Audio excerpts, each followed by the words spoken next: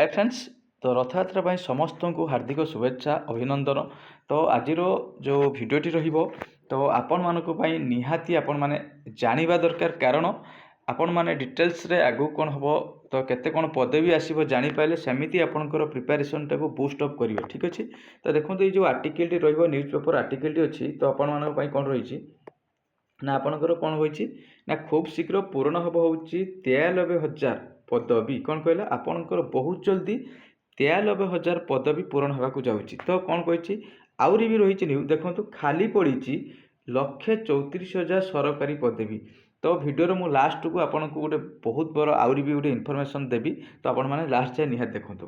ତ କ'ଣ କହି ଦେଖନ୍ତୁ, ଭୁବନେଶ୍ୱରରେ ଆପଣଙ୍କର ପାଖାପାଖି ରାଜ୍ୟରେ 134,000 ପୋଷ୍ଟ ରହିଲା। କେଉଁ ବିଭାଗର କେତେ ଲେଖନ୍ତୁ ଦେଇଛି ଆପଣଙ୍କର ବିଦ୍ୟାଳୟ ଓ ଗଣଶିକ୍ଷା ବିଭାଗରେ ଆପଣଙ୍କର 57,000 ରହିଛି, 57,433ଟି।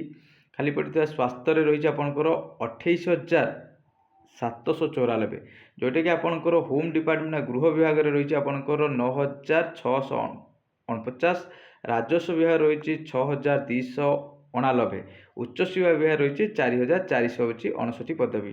ଠିକ୍ ଅଛି। ତା ସହିତ ଏଇଠି କ'ଣ କହିଛି ରହିଛି ଆପଣମାନଙ୍କ ପାଇଁ ଗୋଟେ ଇମ୍ପୋର୍ଟାଣ୍ଟ ରହିବ, ଯେଉଁ ଆପଣଙ୍କର OSSSରେ ଯେଉଁ ଆପଣଙ୍କର LI ଯେଉଁଟାକି ଆପଣଙ୍କର ଲାଇଭ୍ ଷ୍ଟକ୍ ଇନ୍ସପେକ୍ଟର। ଠିକ୍ ଅଛି।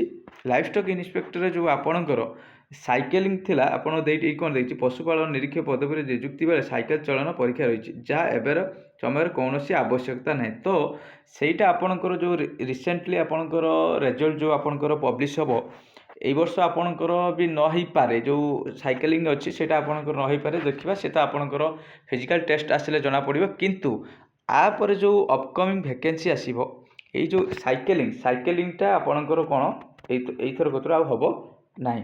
ଠିକ୍ ଅଛି। ଇଏ ତ ରହିଲା ଆପଣଙ୍କର ଅପକମିଂ ଭ୍ୟାକେନ୍ସି। ତ ଆପଣମାନେ ପ୍ରିପାରେସନ୍ ଯେଉଁ ଲେବୁଲରେ କରୁଥିଲେ ଟିକିଏ ଆଉ ଟିକେ ଟ୍ରାଏ କରନ୍ତୁ ଅଧିକା କରିବା ପାଇଁ। ତ ମାନେ ଏ ବର୍ଷ କହିବାକୁ ଗଲେ ଆପଣଙ୍କ 24-25 ଆପଣଙ୍କର ହ୍ୟୁଜ୍ ପୋଷ୍ଟ ଆସିବ, ଯେହେତୁ ଗଭର୍ଣ୍ଣମେଣ୍ଟ ଚେଞ୍ଜ ହେଇଛି, ଆସିବାର ବହୁତ ଚାନ୍ସେସ୍ ଅଛି।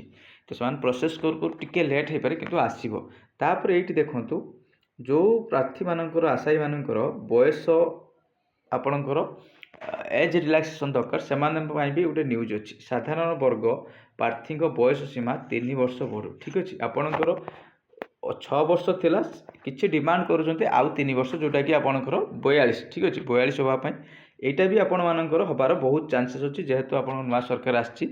ଆଉ ଯେଉଁ ଆଶାୟୀମାନଙ୍କର ବି କିଛି ବି ତାଙ୍କର ଡିମାଣ୍ଡ ଶୁଣିବି ରଖିବି ପାରେ। ଠିକ୍ ଅଛି। ଇଏ ରହିଲା ହେଉଛି ଆପଣଙ୍କର ଆଜିର ଯେଉଁ ଭିଡ଼ିଓଟି, କିଛି ଆପଣମାନଙ୍କ ପାଇଁ ଇନଫର୍ମ। ତ ସେଇ ଅନୁସାରେ ଆପଣମାନେ ପ୍ରିପାରେସନ୍ କରନ୍ତୁ। ନିଯୁକ୍ତି ଆସିବ, ବହୁତ ଜଲ୍ଦି ଆସିବ, ହୁଏତ ଆପଣଙ୍କର ମାସେ 2 ମାସ, କିନ୍ତୁ ଆପଣମାନଙ୍କର କାମ ଆପଣମାନେ ପ୍ରିପାରେସନ୍ କଣ୍ଟିନ୍ୟୁ କରନ୍ତୁ। ନିଶ୍ଚିତ ଆପଣଙ୍କର ଏମ୍ରେ ଆପଣମାନେ ପହଞ୍ଚିବା ନିଶ୍ଚିତ, ସେଥିରେ କେହି ବି ଆପଣଙ୍କୁ ଅଟକି ପାରିବେ ନାହିଁ। ଯଦି ଭିଡ଼ିଓଟି ଭଲ ଲାଗୁଛି ନିହାତି ଲାଇକ୍ କରିବେ, ସବସ୍କ୍ରାଇବ୍ କରିବେ। ତ ଆପଣମାନଙ୍କଠାରୁ ଆଜି ମୋର କୌଣସି ଆପଣଙ୍କର କିଛି କାମ ପାଇଁ ଭିଡ଼ିଓ 2 ମନ୍ଥ ହେବ କୌଣସି ଭିଡ଼ିଓ ଆସିପାରୁଥିଲାନି, କିନ୍ତୁ ଆଜିଠୁ ଆପଣଙ୍କର ରେଗୁଲାର ବେସିସ୍ରେ ଭିଡ଼ିଓ ଆସିବ।